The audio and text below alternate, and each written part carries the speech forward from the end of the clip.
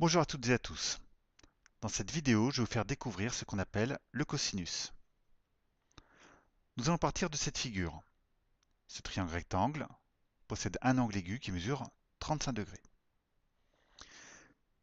Alors on va faire le calcul suivant. Si on divise la longueur du côté adjacent de cet angle, c'est-à-dire 6,8 cm ici, donc si on divise 6,8 par la longueur de l'hypoténuse, 8,3, on trouve environ 0,819. Supposons maintenant que nous tracions un triangle semblable, mais plus petit. Donc semblable, c'est-à-dire que toujours on a un angle de 35 degrés. Si on fait le même calcul, c'est-à-dire côté adjacent 4,4 cm divisé par l'hypoténuse 5,4 cm, on trouve environ 0,815. Prenons un troisième triangle. Toujours un triangle semblable aux deux premiers, donc toujours un triangle avec un angle aigu de 35 degrés.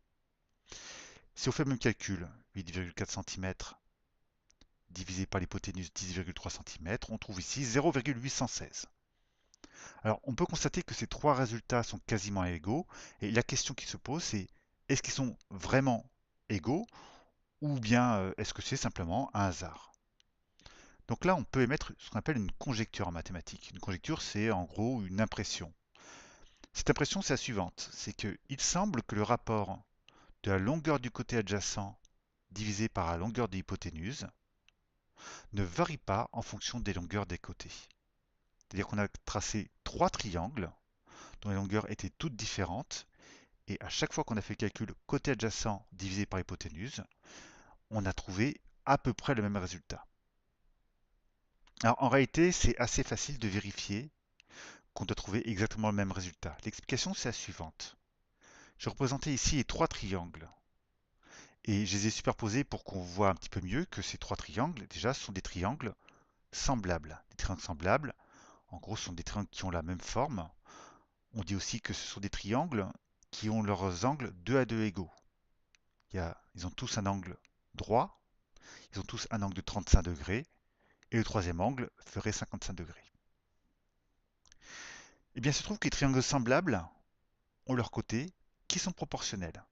Et je ne vais pas vous détailler tout le calcul, mais c'est cet argument qui permet d'affirmer que cette conjecture est vraie. Donc, c'est une propriété. Et le il semble que, on peut l'enlever. C'est une certitude maintenant. Le rapport côté adjacent sur hypoténuse donnera toujours le même résultat, quelles que soient les longueurs des côtés.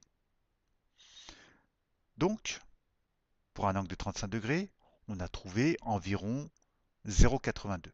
Alors la question qui se pose maintenant, c'est qu'est-ce qui se serait passé si on avait pris un autre angle? Par exemple, 40 degrés. Alors j'ai fait la figure, j'ai mesuré, j'ai fait le calcul. Vous pouvez le faire chez vous si vous le souhaitez. Hein, quelle que soit la longueur, il suffit de faire un triangle rectangle avec un angle de 40 degrés. Vous calculez, vous mesurez, pardon, la longueur du côté adjacent, vous mesurez la longueur de l'hypoténuse, faites le calcul, on trouve environ 0,77. Pour un angle de 75 degrés, on trouve environ 0,26. Pour un angle de 80 degrés, on trouve environ 0,17, etc., etc. Bien. Donc, si on fait le bilan, qu'est-ce qu'on a vu? On a vu que quand on a un triangle rectangle, on a la propriété suivante.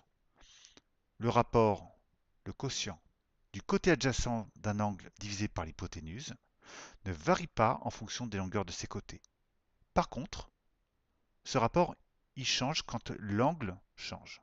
D'accord? Donc le rapport ne varie pas en fonction des longueurs des côtés, mais uniquement en fonction de l'angle. Alors ça aurait pu s'arrêter ici, et cette propriété qu'on connaît depuis plus de 2000 ans aurait pu finir au cimetière bien rempli des propriétés qui ne servent à rien, sauf, sauf qu'on s'est rendu compte que ce rapport sert à beaucoup, beaucoup de choses. Et c'est pour ça qu'on lui a donné un nom à ce rapport. On appelle ça le cosinus. Donc par exemple, sur cette figure, le cosinus de cet angle en vert, le cosinus de l'angle BAC, est égal au côté adjacent, c'est-à-dire AB, divisé par l'hypoténuse, AC. Et le cosinus de l'angle ACB, l'angle bleu ici sur la figure, est égal à la longueur du côté adjacent BC, divisé par la longueur de l'hypoténuse AC. Voilà, voilà pour la découverte du cosinus. Alors pour l'instant, je ne vous ai pas expliqué comment l'utiliser ni à quoi ça sert, ça viendra bien évidemment dans les prochaines vidéos.